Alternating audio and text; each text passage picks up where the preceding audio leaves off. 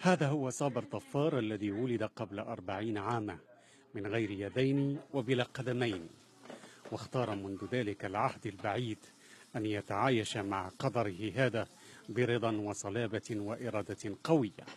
تخطى بها كل مراحل التعليم في بلاده إلى أن تحصل على منحة جامعية في الجامعات الأمريكية، وتخرج منها ليختار الحياة والاستقرار في واشنطن بمعية بقية أفراد عائلته المهاجرة من المغرب إلى أمريكا. نصيحتي للمواطنين العرب سواء بالإعاقة أو بدون إعاقة لازم يستعملوا كل الظروف اللي حولهم للوصول لهدف معين.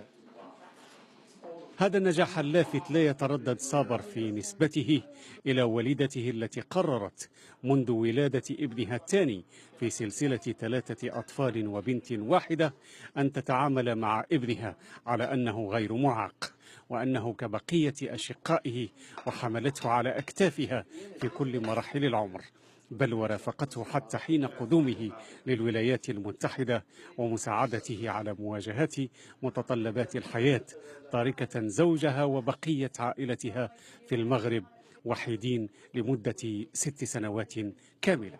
تقبلنا الوضع وكبرناه وربيناه مثل خوته.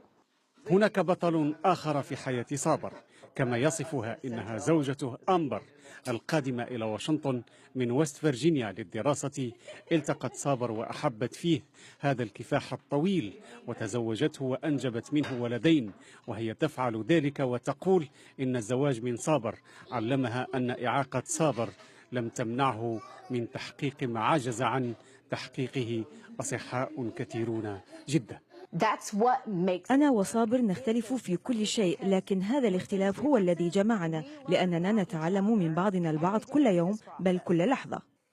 في كل رحلة صابر ظل الشقيق الأكبر أمين هو كلمة السر في كل إنجازاته، فهو سائقه وصديقه الحميم وأمين أسراره، وهكذا يفعل معه الآن في واشنطن، حيث يخطب صابر ومن خلال جمعيته الخيرية أمل في مراكز الجنود المصابين في الحروب والمراكز والمدارس والمساجد والكنائس عن تجربته الرائدة في الحياة. صابر أكثر من أخويا، آخر أكثر من صديقي، يعني زي ابني.